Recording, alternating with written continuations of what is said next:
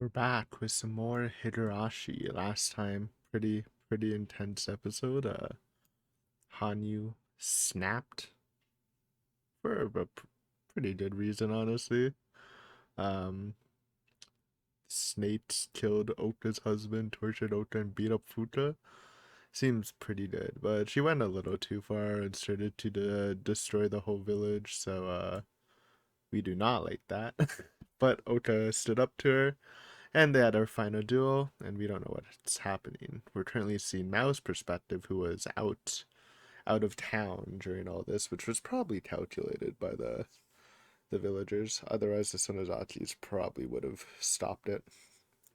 I mean, would have definitely stopped it. So, it is what it is. We'll see what happens.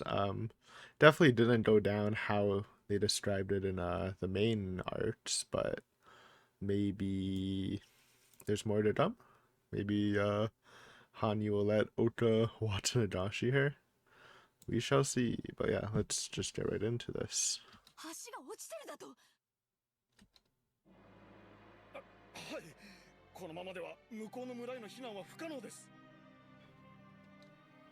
Hugo panted as he ran over to Mao to informed her of that. He was taking the lead along with Azuma in evacuating the villagers, but had quickly returned after the unexpected emergency.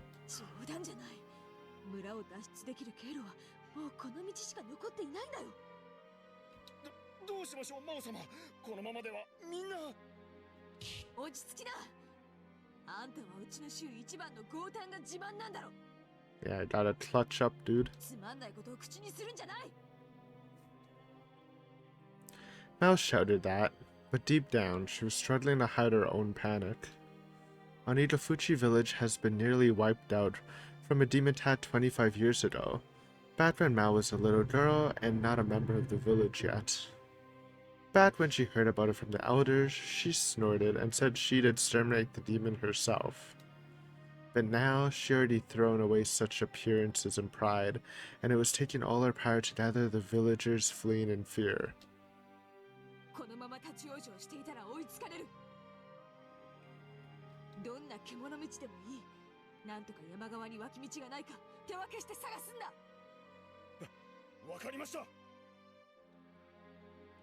Just then, there was a shout from up ahead, and a maelstrom of screams rapidly worsened.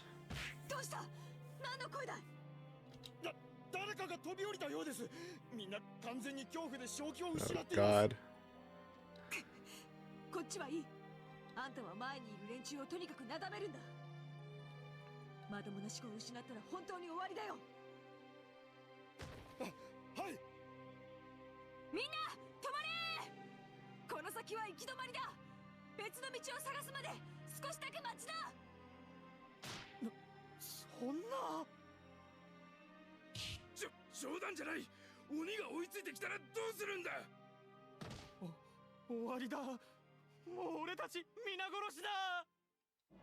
The villagers all wailed as they broke the line and tried to go forward. Mao desperately comforted them, encouraged them, and occasionally ordered her subordinates to resort to violence to quell the chaos.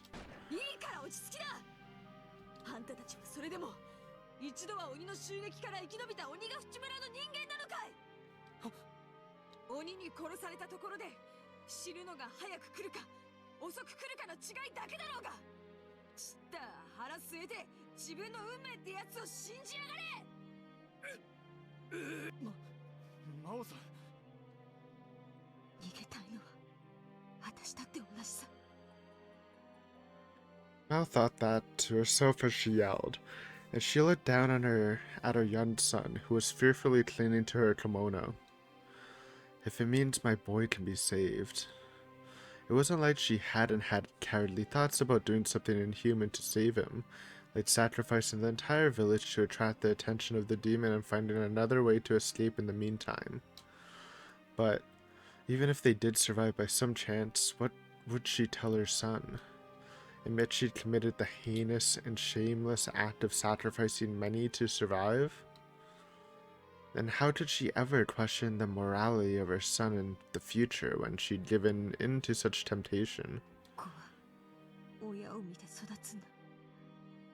悪をなすやつに善を教える資格などない。 That dignity of hers as a mother was the one thing barely keeping her reasoning and endurance tied together. Shino, she's alright. Just then, Shino, who was supposed to be escorting the villagers fleeing in the rear, frantically came running over. She'd probably come to ask what they were going to do about the collapsed bridge, but it wasn't like Mao had any ideas either. So Mao turned around annoyed and let her irritation get the better of her before she even heard Shino. なんだよ、シノさん。話なら後にしておくれ。大変なの。知ってるよ、橋が落ちてるって。だけど、村長が慌ててみんなに示しがつくのかい。とにかく逃げ道なら今探している。だから他の連中を落ち着かせ。大川こっちに来てない。え？ Mao, who had been trying to drive away the prattling Shino, stopped thinking the moment she heard that unexpected question. What Shino had come to ask about wasn't the bridge, but Ota's whereabouts. こっちでは見てないよ。だって大川、シノさんとこの集まりの中にいるんじゃ。いたらわざわざ聞きに来たりしないわよ。だから私、もしかしたらマオさんの方に合流しているかと思って、それで。Even Mao froze, and widened her eyes in shock when she heard that. Ota wasn't with either of them? Yeah, they don't know about the whole thingy. I guess so. I thought Mao was out of town, but maybe she was here, or they called her back. But it was more of a secret thing then, just happening in the temple. She had a strong sense of responsibility, so she should have been helping lead the evacuation. So both Shino and Mao assumed she was doing some kind of work in the other's group. And yet, she wasn't?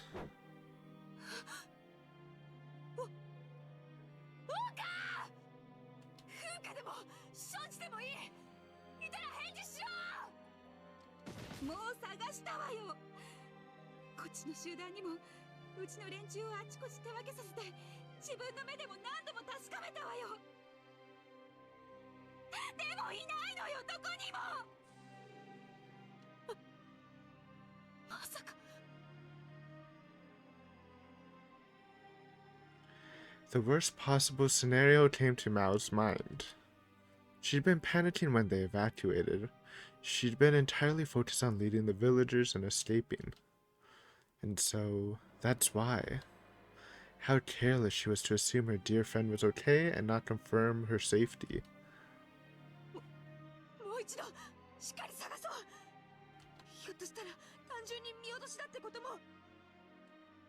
Just then,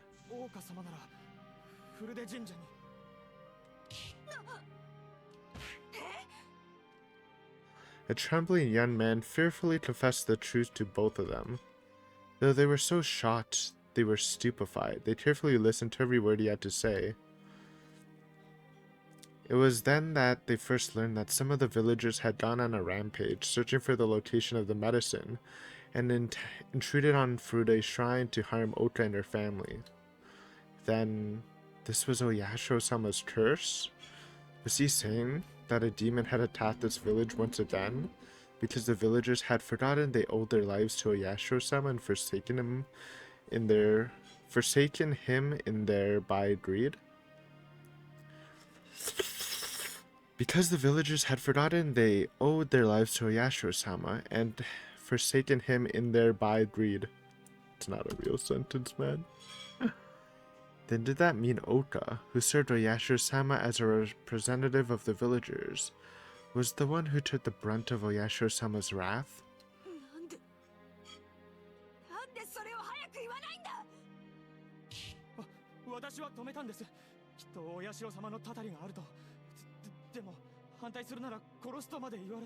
True.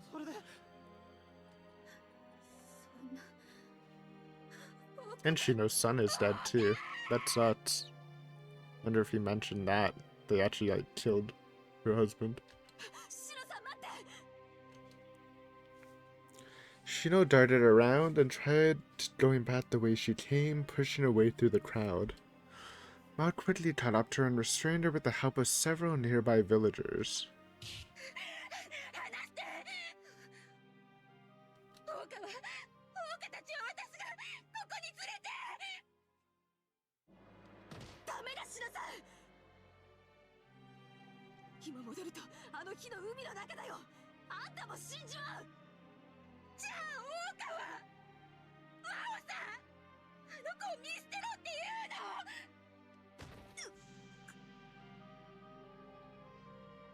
When she heard the word abandon, Mao gasped, feeling like her heart had been gouged out. Like hell. Like hell I'd want to abandon my best friend, the girl I care so much for. That kind of girl who accepted me when I was lonely after the rest of the villagers rejected me. She helped me get back on my feet when I fell into despair after my husband's death. She stuck up for me just the other day about the theft, even though it meant defying her mother-in-law. She's my best friend, my sister, the one I trusted most. I want to go save her too. I want to go back to the village and save her and her family, even if it costs me my life. I can't abandon her, no way in hell. But now it's too late. シノさん、いや、村長、今戻ってももう間に合わない。頼む、分かってくれ。ハオさん、シノさん。 There was a loud creak. Mao gritted her teeth so hard she nearly shattered them as she forced herself to speak. This wasn't her personal feelings speaking. This was a bitter decision she made as the head of the Sonozaki family, one of the 3 families who held responsibility for the entire village. あんたと私はこの村を率いる御三家の人間なんだ。だから私たちにはこの村の人たちを守る義務と責任がある。若年で年季の浅い私でもわかるんだ。そのくらいあんただって理解しているんだろう。冗談じゃないわ。村長だとか御三家だとかそんなこと知ったことじゃない。あの子は、あの子の家族は私の大切な家族なの。その家族を守ることを一番に考えて何が悪いというのよ。 Based and true, honestly? シノさん、約束なの。 I agree with Shino. Fuck it, dude. Family overall. 私は大切な親友から陸と羽生からあの子の未来を託されたの。そしてあの子が幸せをつかむのを最後まで見届けるって二人の母性に誓ったのよ。 That was the least Shino felt she could do to atone to them. Since she couldn't protect her parents until the very end, taking care of Oka for life was her penance. She knew full well that what Mao said was absolutely right. But how could she ever face Riku and Hani if she abandoned this duty? What excuse could she make? That was what mayors were for to begin with, so Shino couldn't afford to budge on that. 私はもう大切な人を見捨てることはしない。絶対にもう一度見捨てるくらいなら私はあの子たちのそばで死ぬことを選ぶ。高いときなさい。どいて。そこをどけ。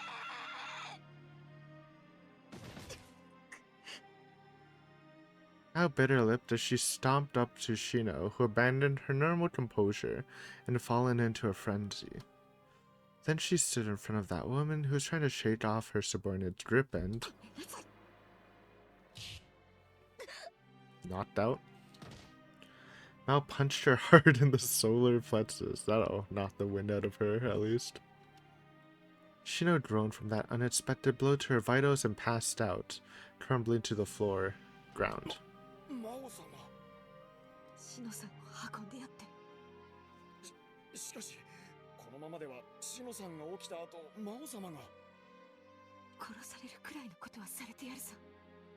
でもこの人は、この後の鬼ヶ淵村には必要な人なんだ。Mao said that, bowed to Shino, and turned around. Then she picked up her son and kept moving forward. If this hell was Oyashiro-sama's curse, there's nothing we can do about it. Our only choice is to accept it. But that doesn't mean we can fall into despair. Absolutely not. It's my duty to protect the village and the villagers Ota loved and tried so hard to protect. I would gladly let the world call me a cold-hearted bitch, so long as I can fulfill that duty. そうそう。この後は私が作ってみせる。That was the least Mao could do to repay her close friend, and it would be her atonement. Back to Ota? Back to Ota? Probably. She somehow managed to parry the full-powered claw strike. But the blow was so ferocious that Ota's small body couldn't take it. It was blown away like a wood chip. Ota fiercely crashed into a wrecked building and somersaulted on the ground. She tried to get up on instinct, but her legs wouldn't listen to her. No, that was far from her worst problem. She had something from inside her chest. It was a spray of fresh crimson blood. It was from her suddenly labored breathing, her dimming line of sight, and the accompanying dizziness. That Ota realized she'd broken her ribs and damaged her lungs. Jesus. Despite that, she desperately staggered to her feet and took a deep breath. Her ribcage swelled with the air and fortunately dislodged its tip from her lung. Yo, that's some tat.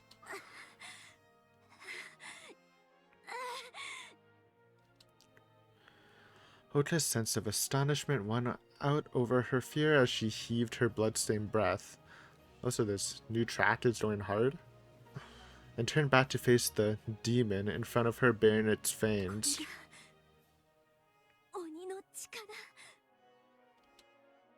They were different. They were far too different. Its power, speed, and skill were on a whole different level. It had literally only suffered damage at the very start.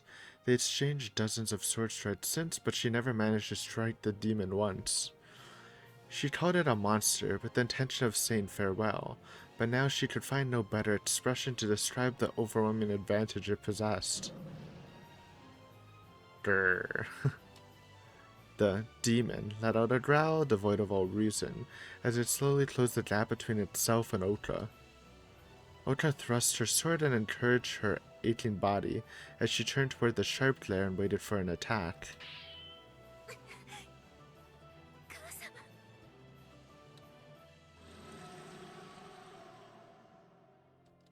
Ota couldn't help but mutter that when faced with the creature's horrifying twisted form, distorted beyond all recognition, which the demon saw as its chance to kick off the ground and charge at her. It raised its arm and brought it down, its claws in one swift motion.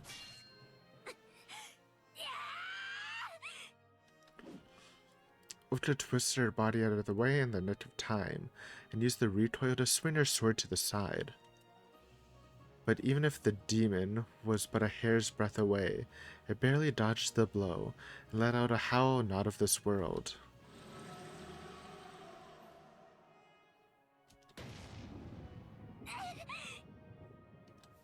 It was a blood-curdling roar that felt as though it could crush a heart. Ota flinched when she heard that from up close, and felt a bloodthirsty blade on her shoulder right after, and immediately threw herself forward. At that moment, a shockwave that seemed to cut through the wind was released, followed by a searing heat that enveloped Ota's shoulder. The wet sensation turned into numbness, and her left arm quickly became as heavy as lead. Ota tried to feel her dangling arm restrained to lift it, but that only served to rack her with pain, so intense that she dropped her sword and held her shoulder. Blood gushed out to the beat of her heart. It stained her left sleeve red and caused the fabric so stubbornly cling to her skin. Her vision grew darker and darker in tandem with that, nearly blinding her entirely. Her consciousness was fading. Her legs lost their strength. Ota collapsed to the ground, falling to her knees, but barely managing to raise her head to look forward.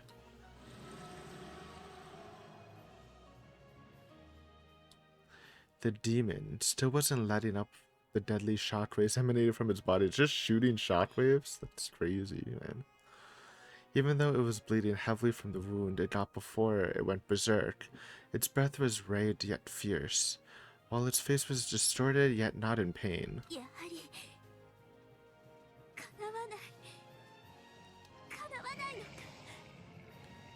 Whoosh.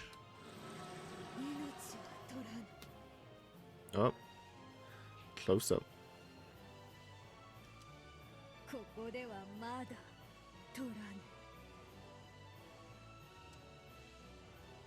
And then, the demon spoke like a human for the first time as it arrogantly approached Ota step by step.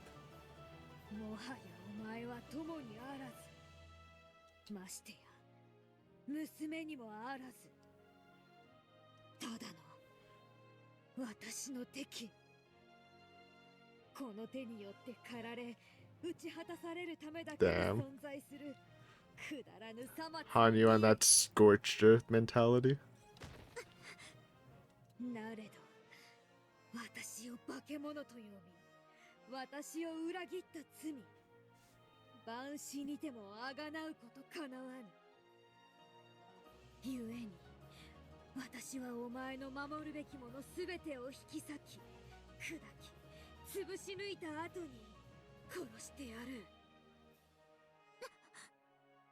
Not Fuka. Not Fuka. 死よりもむごい後悔と苦痛に打ち震えて嘆き悲しむが私の願い。そこで待っているがいい。お前の前に親しき者どもの首を揃えて差し出してやろうぞ。It's a little much on you. Oh no, man. Not Fuka. That's too far, man.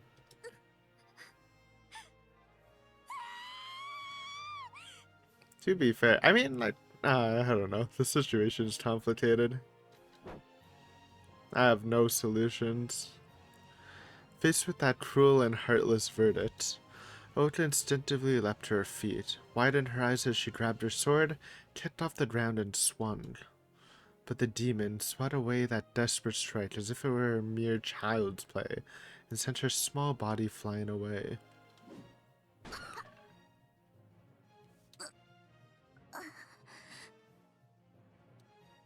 Perhaps because she hit her head so hard, she couldn't stop her consciousness from sinking into the depths of the abyss. At this rate, is lying here all I can do in the short time I have until I'm killed? Without protecting the villagers like my parents? Can I do nothing to stop Mother's violence?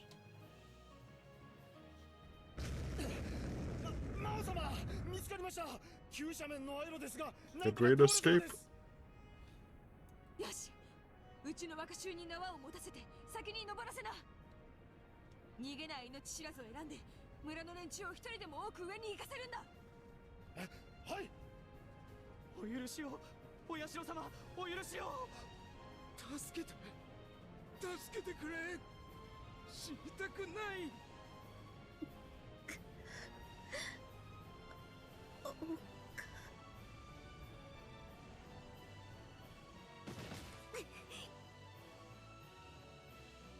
I could see them. The villagers desperately fighting to survive. The faces of those dear to me, doing everything in their power to grasp their future. That's right. It was the same with me. It was the same for me, so I had to. I had to. Stop her right here and now. On your feet, Okafurude. Still your heart and take up your sword. Abandon your kindness and doubts and become a demon. Turn your emotions, reasoning, and instincts into blades of ice and fight Mother. No, this demon. Because I still have precious people I need to protect.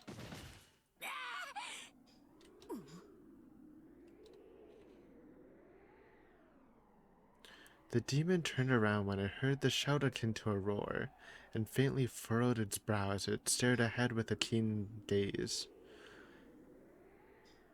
There stood a miserable, pitiful girl, barely holding her sword in one hand, her whole body wobbling.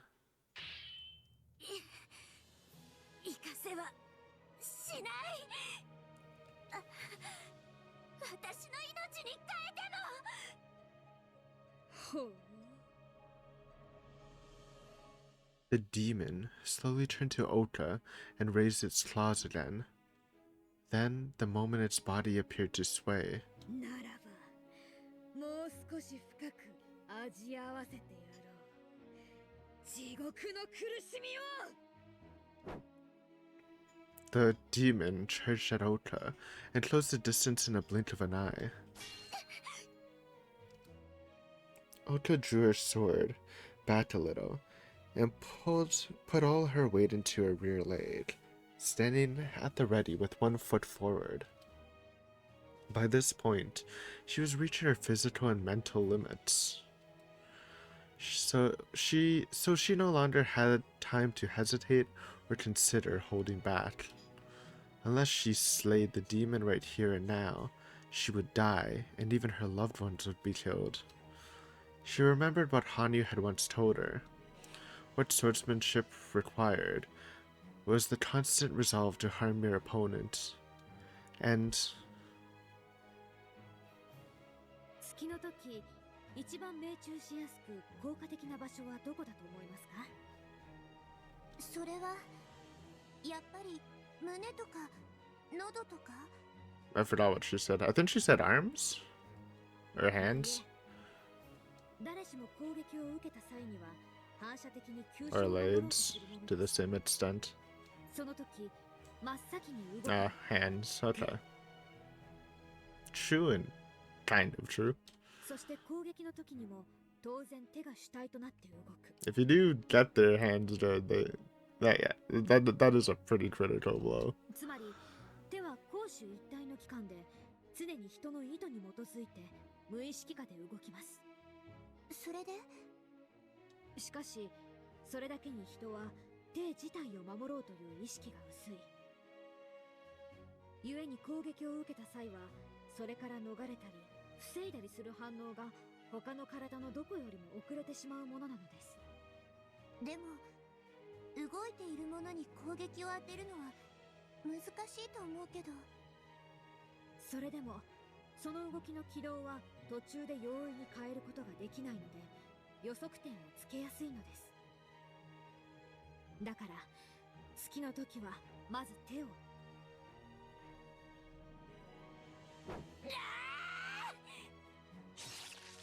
Got her. The sword pierced the demon's hand all the way to the other side of the blade.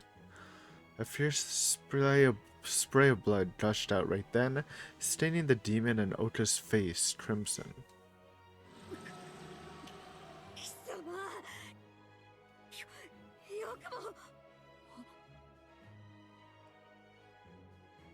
Right then, the demon erupted with pain and hatred as it regained its stance and turned its head with a roar, only for its face to warp in surprise. Shudders welled from its throat as it stared right at Oka, standing in front of it.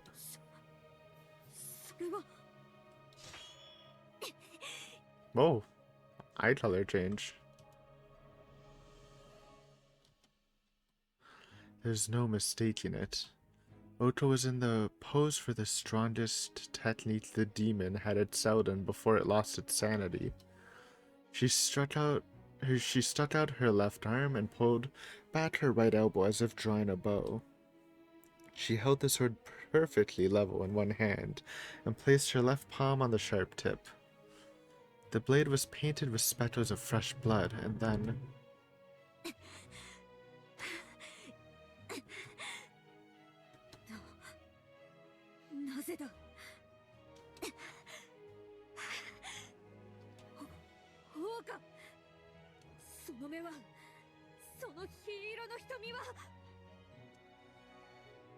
Impossible. It was impossible. I remember her showing me that stance before, but it was nothing but a mere imitation back then. I admit I couldn't help but admire her potential strength, but it was supposed to be a crude copy that would have never matched up to the real thing. So why? How did Ota know that? And that wasn't all. Why were her eyes a deep crimson, as though they were bloodshot? Those crimson's eyes were supposed to indicate the worst and most violent sign that only a Ryuin could possess. So why?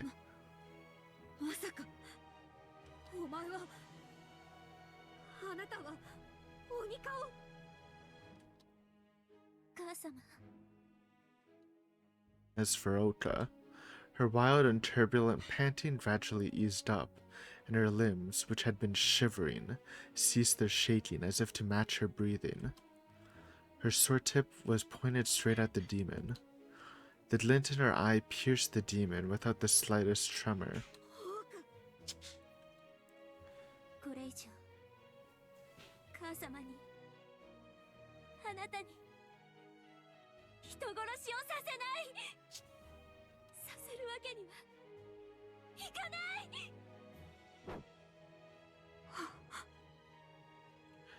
That coldly shining resolution in her eyes, Ota's features, briefly overlapped with a familiar person's face, then vanished. Those eyes had a strong will in them, just like... Those eyes were the splitting image of the person the demon had once loved and held dear. Would it have been for the best if he and I hadn't met after all? Was meeting him and marrying him all a mistake? And was giving birth to this child what spawned this current hell? The demon's heart wrought with regret, self-loathing, and despair, which mercilessly tormented it and tore it to bits. No, it wasn't. It couldn't be. I didn't want to accept it. Like hell I'd ever accept those happy days were a mistake. So...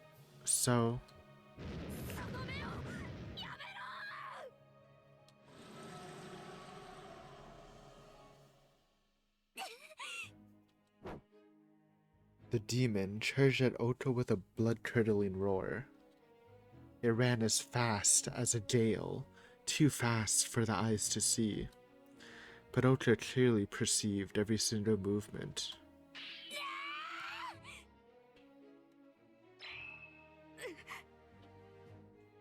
Sensing Ota was striking head-on with all her might, the demon instantly changed its approach. Ota was aiming for the demon's undefended chest. No, its arm. Ota had a tendency to always aim reliably when practicing. She wouldn't let even the smallest of openings go, but would never strike if she ever sensed even the smallest possibility of a counterattack. In theory, that wasn't wrong, but this was an actual battle, a fight to the death. If you didn't make full use of advantages you found and take the openings you created, there was no guarantee you'd get another chance to attack. The resolve to make those decisions was the decisive difference between Ota and the demon.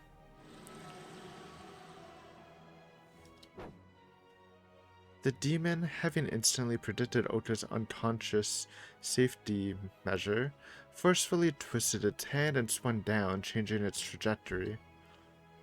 A moment later, Ota's thrust vainly grazed through the empty air the demon would have originally struck.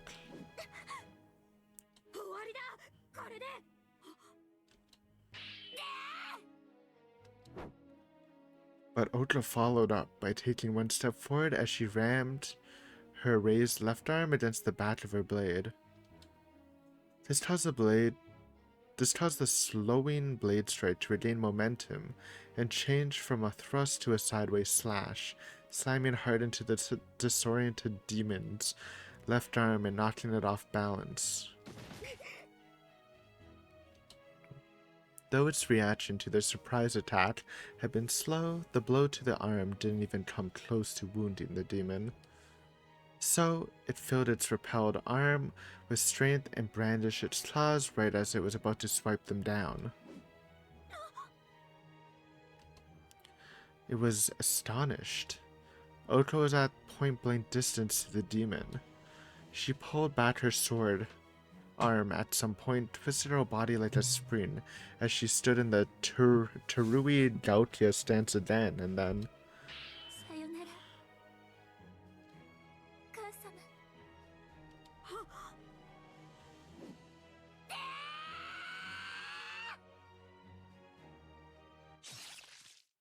blue blood. Oh no, dude. It's a fire picture, though.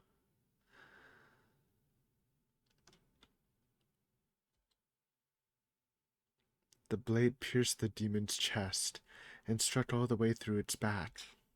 Its limbs shivered as if it were convulsing, and a moment later, it coughed up a massive spray of blood. Why? Why wasn't I born a human? Why couldn't I become a human? Was defying fate my sin? Was wishing for these feelings to be granted my sin? Then, at the very least, I had to... Ota.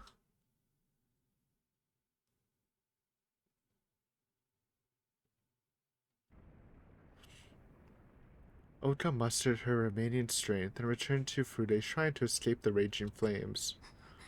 Yo, where's Futa, though? But since she didn't have the courage to check the estate, she automatically headed further into the shrine grounds.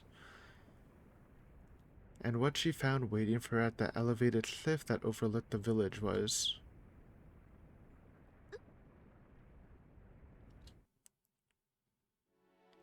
a ruin. That was no longer the village Ota knew. The flames had spread almost everywhere, were burning as strong as ever, dyeing the area in a sinister scarlet. The moonlight illuminated wrecked houses and ravaged fields. The stench of smoke rode the wind and spread all the way over to her. The dirty dust clung to Ota along with the heat. It was hell. What Ota was witnessing was undoubtedly hell.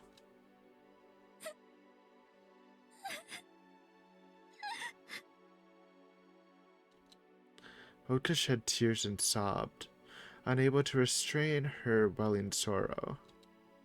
It's my fault. My foolish and shallow thoughts and actions hurt and devastated Onigafuchi village and all its residents.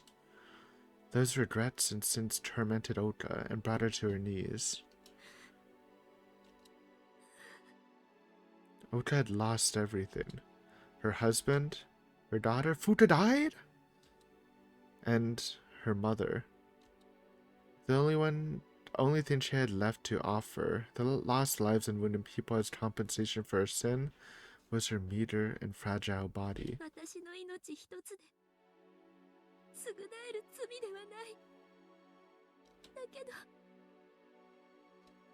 As she muttered that, Ota took the breaking sword she'd been using as a cane up until now and turned it around.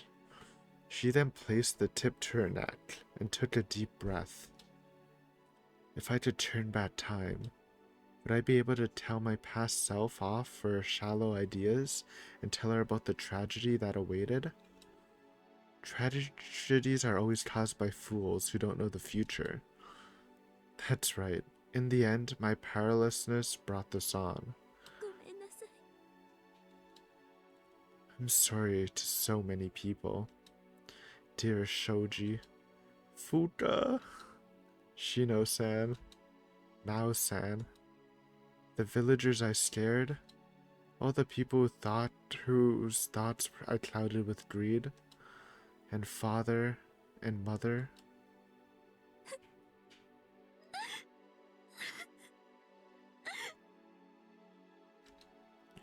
Why? Why was I even born? To bring disaster to this village? Was I brought into this world to breed unnecessary greed and conflict? If so, then was my birth a mistake to begin with? せめて浄土ではあの人たちにみんなに謝りたい。そして今度こそ私は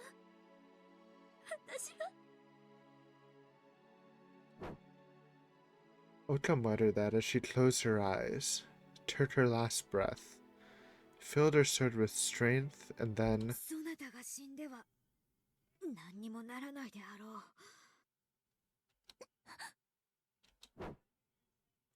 う。 Oka's eyes widened and she turned around in shock.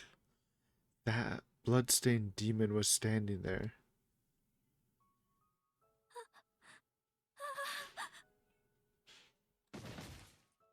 Oka trembled as she hung her head, clasping her hands in dejection. It wasn't unreasonable. She believed she'd confronted the demon with all her desperation and might, and finally slayed it once she found the resolve to stab it. Yet that demon was still alive? I felt her despondency and despair in my skin as I slowly approached her. And then すまなかった、王家。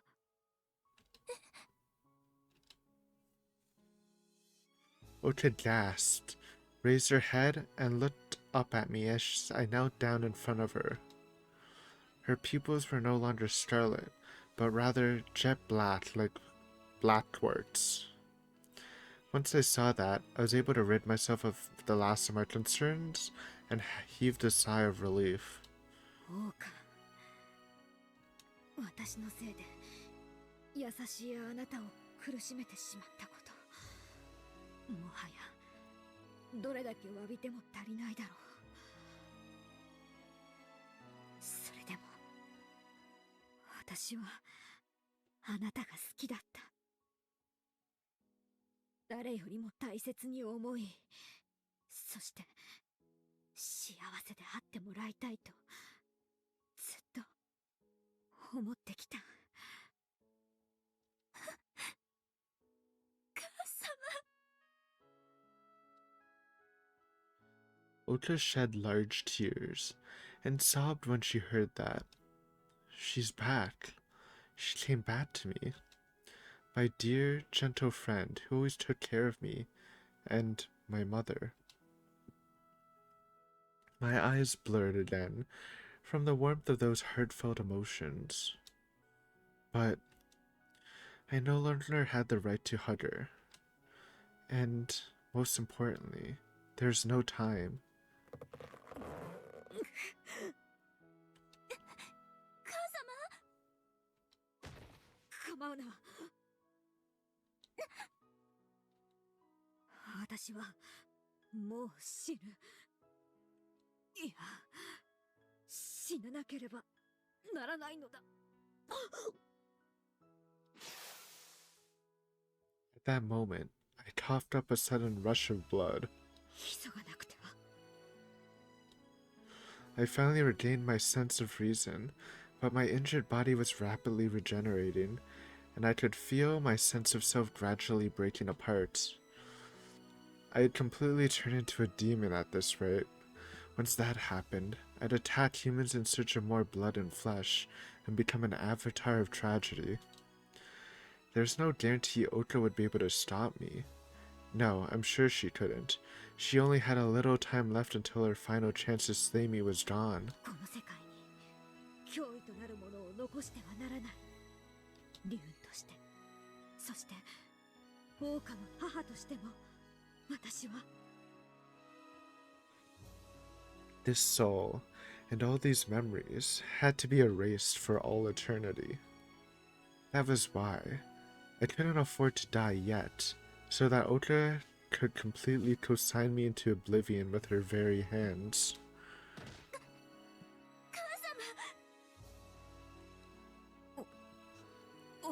Dude, I'm just waiting. She's not trying to watch Higurashi here, right? I don't think so. There's like not enough time. Plus, like everyone's done. I think it'll just be a clean death, hopefully. But I don't know. Is it gonna be the Giga sword? And then I presented Oka with what I brought from the depths of the ritual storehouse. It's the Giga sword. Ryo, my trusted sword. Or maybe it's not. Ryoyo's just what she used before. It wasn't like the Giga sword with the 10-letter name. 10 word name. 10 letters, not even a lot of letters, man. My irreplaceable partner, who had once saved my life and slain many enemies. And now, it was the one thing that could end my life. それは竜を鬼を狩る剣竜王これで王か私を切れ Because I kept my vow to live on man's land as a human, I was allowed to become Riku's wife, and I admonished myself. So now that I'd broken that oath, I had to pay for that sin. Atone for my sins, consign the demons from this land to oblivion with that punishment, and bring peace back to the village. That was the duty of the Furude family I'd entrusted to Riku's father. To kill me, I needed someone who possessed Ryuan blood. In other words, it was only possible for members of the Furude family to slay me. Well, technically only Oka and Fuka. The others are just don't have your blood. 鬼を殺すことはできないだが私の剣竜王であればそれも叶う使えこれをそして切れ私をそんな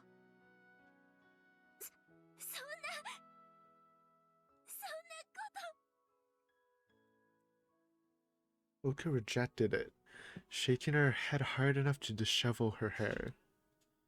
I've lost everything. Just when I thought I had nothing left, my mother came back to me. And now, I was supposed to kill her again? With these hands?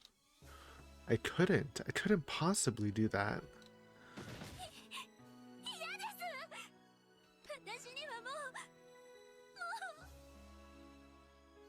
王か頼むもうあなただけ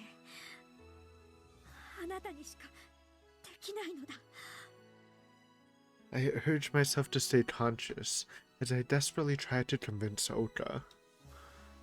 I knew well just how kind Oka was, and I was grateful for that. I'm sure I'd be crying tears of joy in any other circumstances. But that was no longer needed. It was futile. あなたは私を恨んでいるかもしれない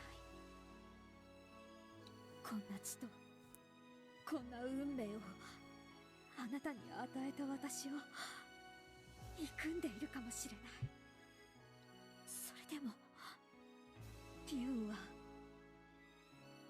竜だからあなたに頼むしかないのだ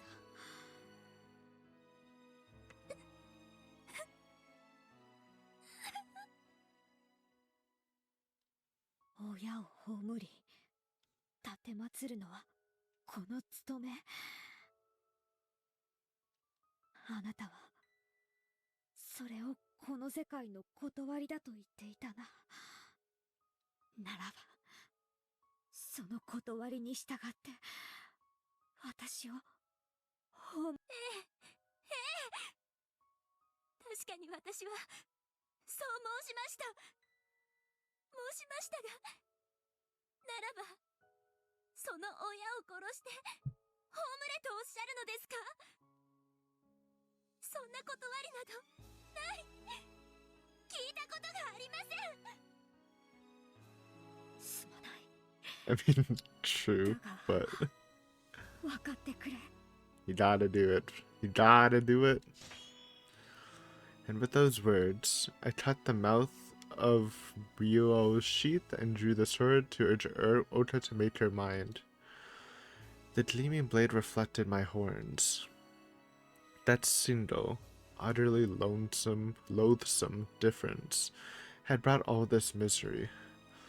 Even so, I hadn't passed them on to my daughter. That alone allowed me to remain thankful to God. 聞いてくれ、王家。聞きたくない。聞きたくありません。人は常に罪に溺れながら生きていく。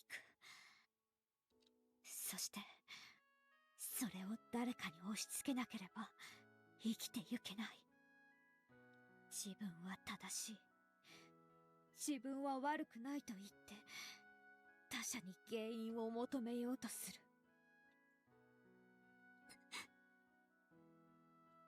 そしてその押し付けられる一人になりたくないからこそ互いに罪を押し付け合う。そこで生まれいでた象徴が鬼。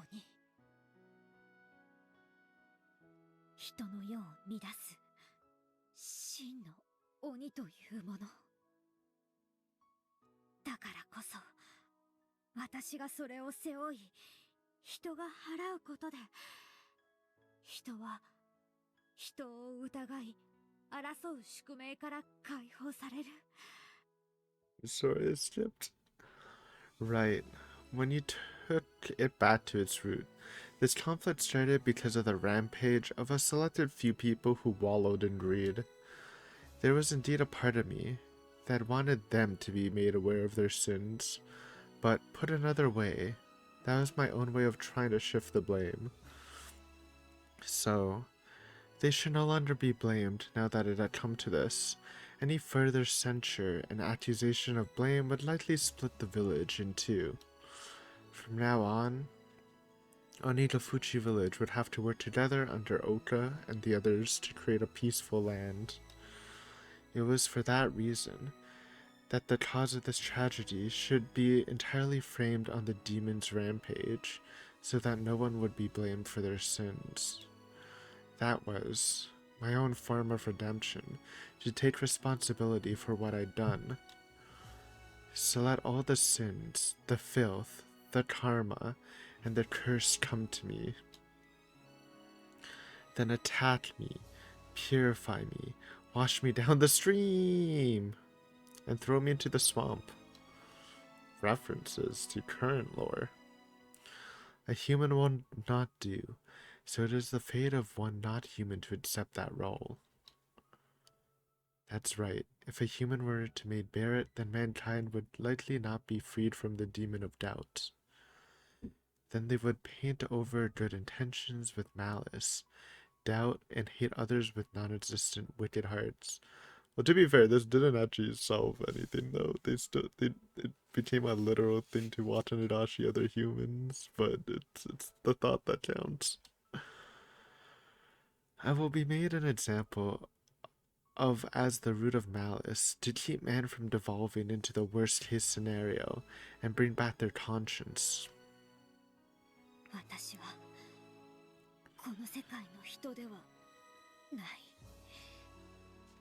そして角を持つのはこの世界の鬼の証で、その役目は人の世の最悪を引き受ける因果を背負うことだ。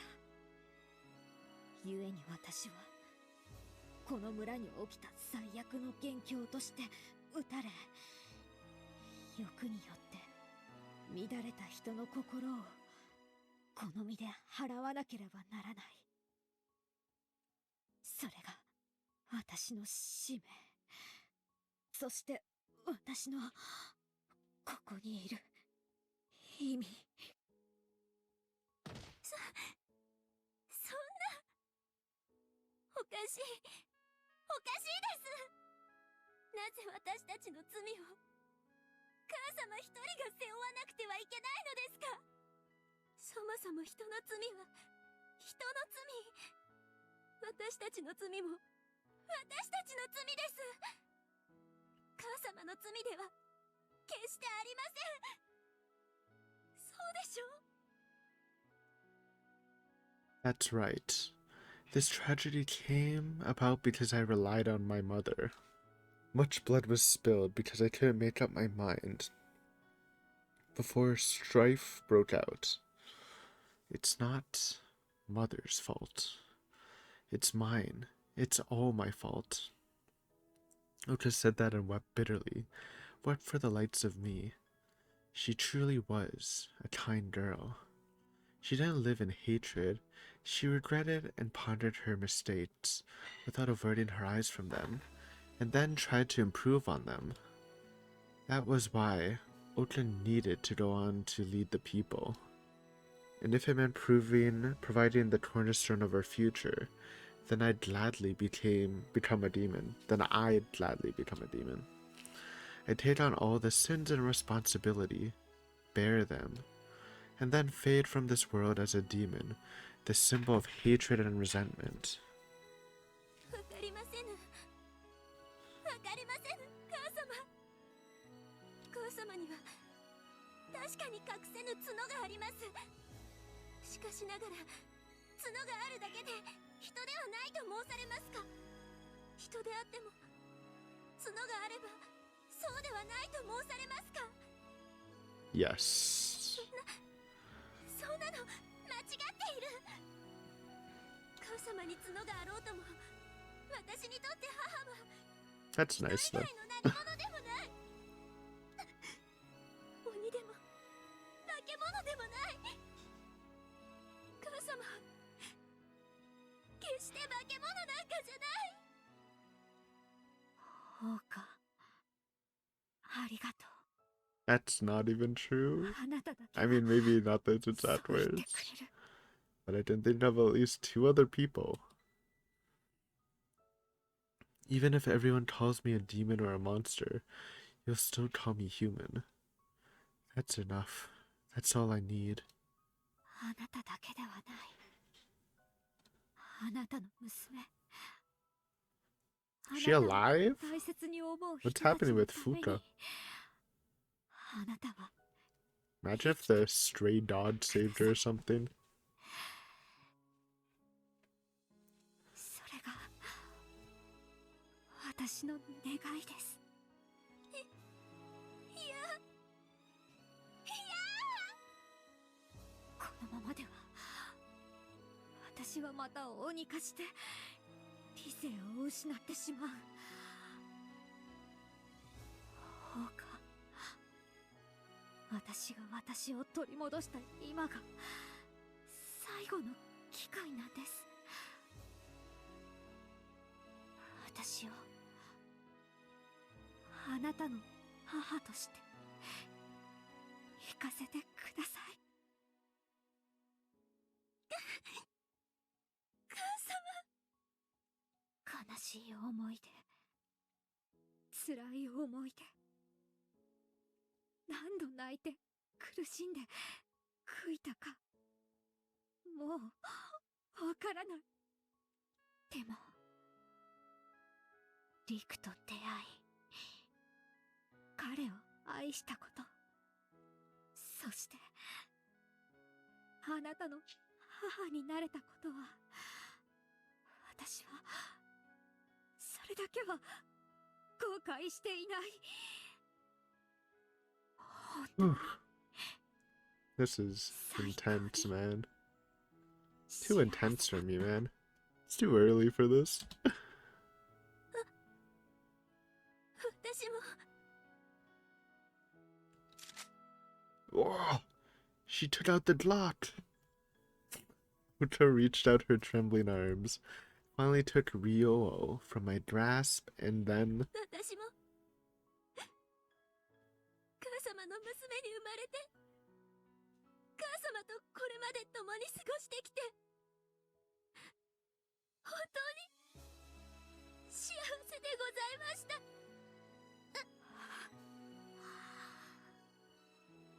Yes, this is all I need. Now that I've heard Ota say that, I can die. Thank you, Ota. And Ritu, I think I can finally go to you. I may not have been a good mother, but I'm sure this time I'll be your good wife. Eventually, Ota held Ryoo at the ready, her tears showing no signs of stopping. And then, although she shivered and hesitated over and over again, she quietly pointed the tip at my heart and got into a thrust stance. 私に続けて祝詞を唱えよ。良いか。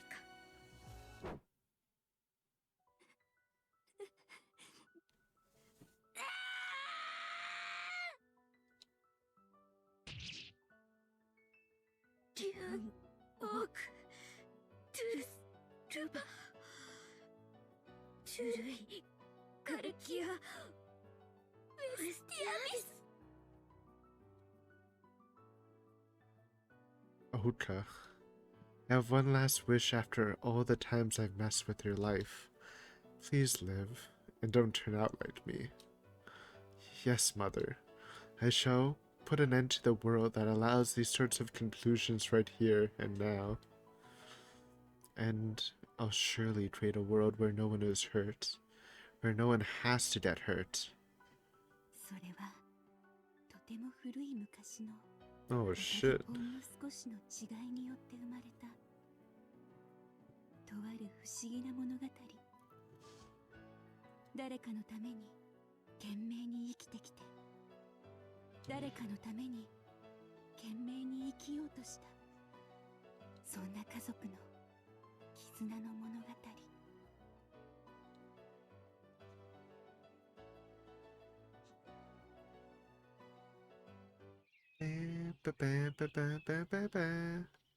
Morning had come.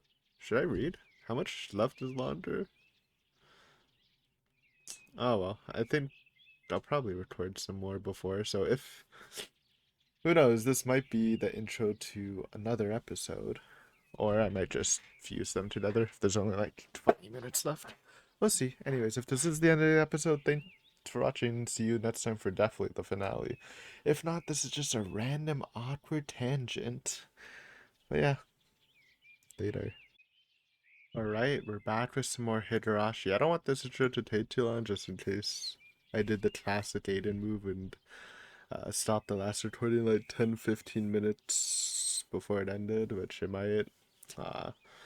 So this might be combined with the past recording. We'll see though. Yeah, but that was definitely the climax of the story.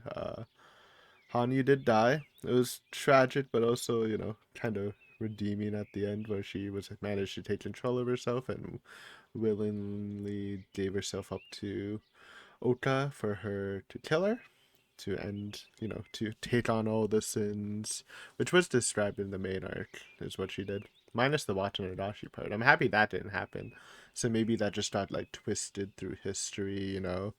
The Sonozatis were already kind of torture enjoyers, so maybe something like that just got, like, twisted into the history books. But yeah, we'll see. Also, praying for Futa's safety. I assume she's alive because Hanyu said that last time, but we'll see. Morning had come. Morning was impartially peaceful, even to the ravaged remains of Onidofuchi village. We're alive. I opened my eyes. I slowly rose to my feet and looked up to the sky. It was blue. Radiant sunlight shone forth from the cloudless, ultramarine sky onto the earth. A clear breeze gently caressed my cheek. Just then, I felt something faintly dry on my skin, and realized they were my tear stains. If this were a dream, if this were all just a bad dream, I would thank God with all my heart and rejoice over the start of peaceful days. But this was reality. The world I lived in. The world that couldn't be reset. The sword sticking out. Sorry, yeah. I did it. It's ironic because the main arc constantly gets reset. Kind of. The sword sticking out of the ground that I used in place of a cane still had the branching blade sticking out of its sides, and it was stained a brass color. That shade was unmistakably the color of her blood. I wanted to believe that the fact it hadn't returned to its original form was Mother's final wish for me to never use this sword again.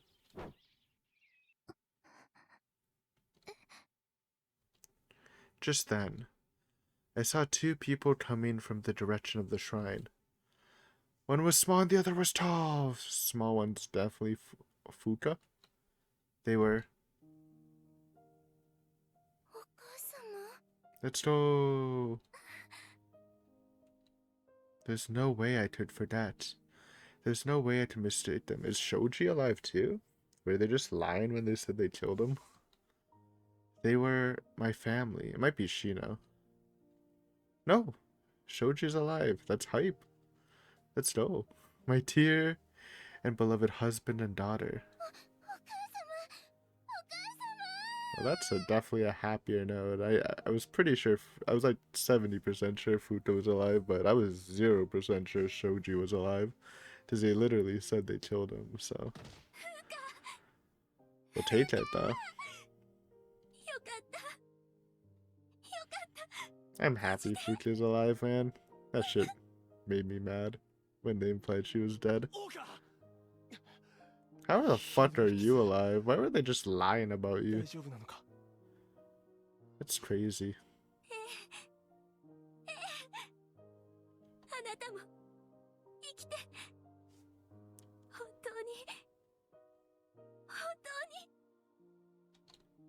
According to Shoji, the villagers who attacked him had assumed he was dead after his lung started bleeding and he stopped moving. They didn't double check. That's why you always double tap, but we'll be grateful that they didn't know the common knowledge. Likewise, Futa had been knocked unconscious from the savage beating and passed out, only to wake up a short while ago with her father in their living room that survived the fire. Yo, that's even more lucky. And wow, Mao's here too. Amazing. And Shino, fuck, whole damn crew is here. We'll take it. No problem. We just beat a demon. Well, Hanyu, but demonified Hanyu. Her loved ones rejoiced and cried as they ran over. When she saw that, Oka smiled. Sad, painful, and harsh memories that made her want to abandon everything weighed heavy on her small shoulders. But even so, she found herself smiling when she saw everyone. I've lost many things. I've let go of more happiness than I could begin to count. So, I want to always protect this happiness and everything I hold dear. And I want to create a world where sins are no longer wiped away through sacrifice. The utopia Mother dreamed of was a place where humans work together to support one another in body and mind. I swear, I'll create it on this land.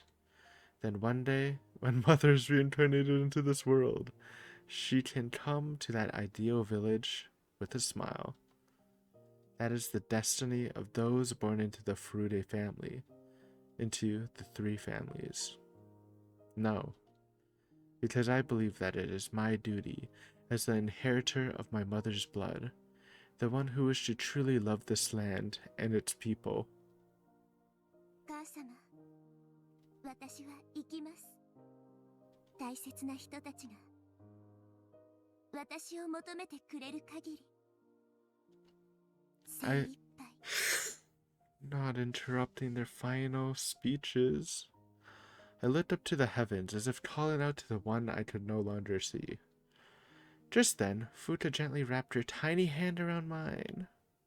Futa? Futa? The blissful dream had ended and the cold reality had begun. But the light shone on everything all the same. It's over, dude. 7 minutes. Fuck, I knew it. Unless.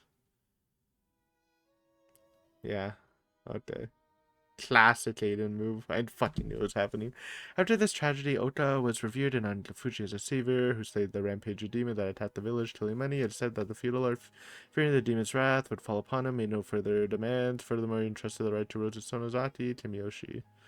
As a result, I can't read it. I need to read it in my head. I'm not gonna be fast enough. Filled the branching blade.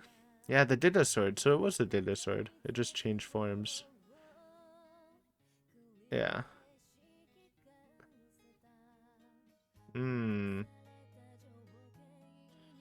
Alright.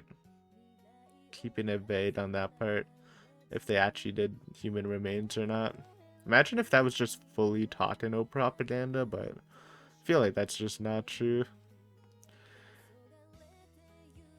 Because obviously they're gonna be super religious and that's gonna like twist their views.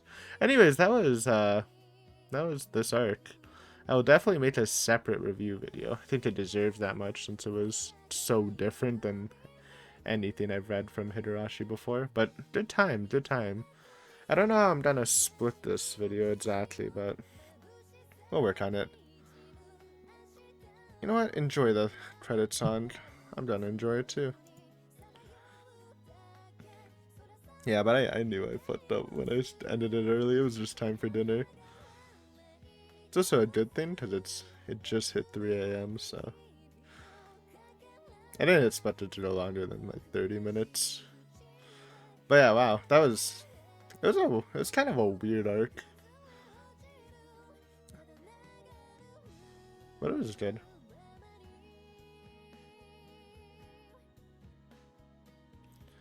And that's allegedly Hanyu's backstory, even though it's not 100% canon.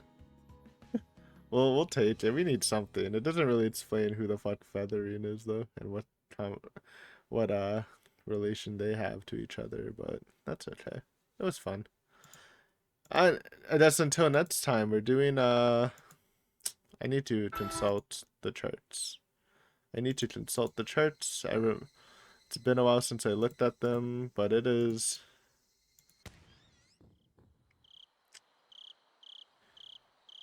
I believe it's something weird. Like it's this, and then we switch to this, and then we finish this, and then we're done, basically. Then we have Bikini Rena and Happy Rena. But yeah, until then, see ya, and yeah, check out the review video if you want my final thoughts. I just obviously can't do it right now since it's pretty late. But yeah, later.